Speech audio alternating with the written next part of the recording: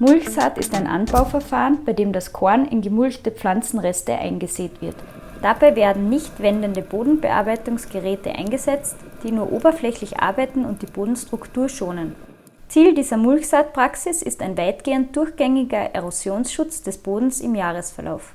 Die vorhandenen Pflanzenreste auf der Bodenoberfläche minimieren das Erosionsverhalten des Bodens bei ungünstiger Witterung enorm.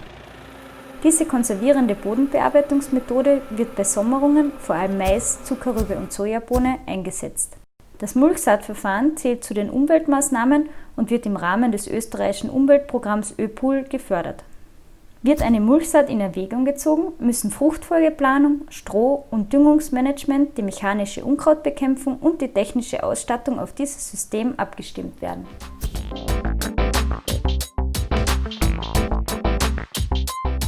Speziell im vorherigen Sommer muss der Anbau der Zwischenfrucht mit entsprechender Sortenwahl, möglichst frühzeitigem Aussaattermin und eventuellem Düngereinsatz überlegt werden. Ziel ist einerseits ein dichter Zwischenfruchtbestand im Herbst, um eine dicke Mulchauflage im Frühjahr zu gewährleisten. Andererseits wird durch die Wahl verschiedener Begrünungskulturen die Entwicklung von Bodenstruktur und Humusaufbau unterstützt und es verringern sich Verdichtungen und Abtragsrisiken. Zusätzlich konservieren Ackerbohne, Buchweizen, Phacelia, Kresse und Co.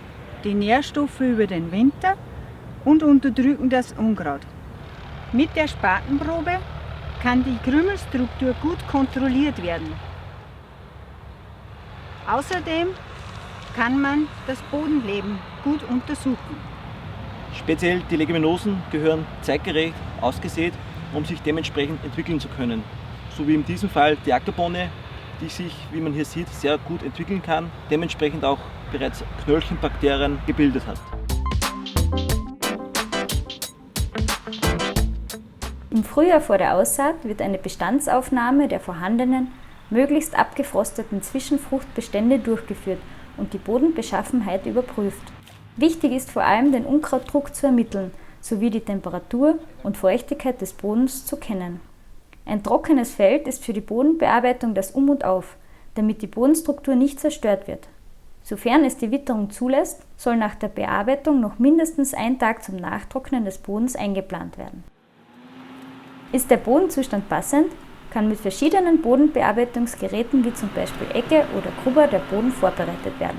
Die Bearbeitungstiefe muss der Ablagetiefe des Saatkorns angepasst werden, denn das Korn braucht Bodenschluss, also Kontakt zum unbearbeiteten Boden. Beim Kreiseleggen- oder Grubbereinsatz kann die Bearbeitungstiefe der Scharen mit dem Ober- und Unterlenker und der Walze reguliert werden. Eine zu tiefe Bodenbearbeitung ist jedenfalls zu vermeiden. Entscheidend ist ein gleichmäßiger Saathorizont. Am besten wird nach einem kurzen Probeeinsatz sofort die Mulchauflage, die Durchmischung, die Bearbeitungsgleichmäßigkeit und Tiefe, die Bodenstruktur und Rauigkeit sowie die mechanische Unkrautbekämpfungswirkung geprüft.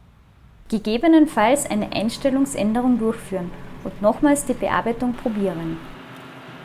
Nach Bedarf kann ein zweiter Arbeitsgang durchgeführt werden, jedoch nehmen mit zunehmender Intensität die Qualität der Bodenstruktur sowie der Erosionsschutz ab. Das Anbauverfahren kann mittels angepasster Technik optimal auf Kornanforderungen, Bodenbeschaffenheit und Mulchauflage eingestellt werden. Richtige Bodenbearbeitungsmaßnahmen in Kombination mit guter Sätechnik legen den Grundstein für Erosionsschutz und optimale Wachstumsbedingungen der Kultur.